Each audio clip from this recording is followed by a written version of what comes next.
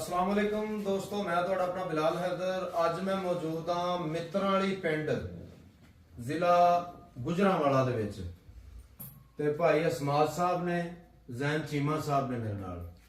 ਇਹਨਾਂ ਦੀ ਪੇਸ਼ੇ ਖਿਦਮਤ ਇੱਕ ਸ਼ੇਅਰ ਕਰ ਰਹੇ ਹਾਂ ਕਿ ਮਾਵਾਂ ਦੇ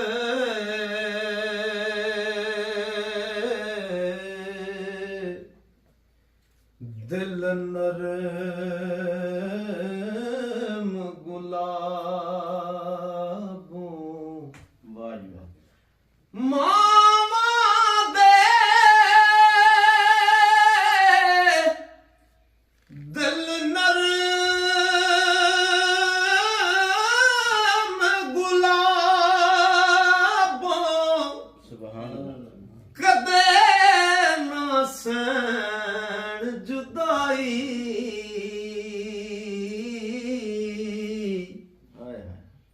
पुत्रां दे लख ऐब छुपावण ते कदे ना करन बुराई।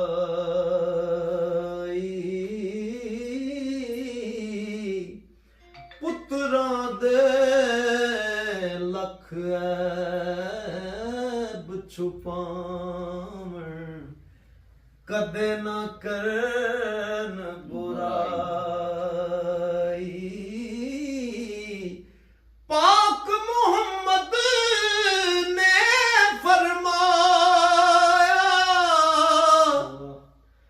कर लो खिदमत मां दी, जिसने काबा तकना हो तो तक ले सू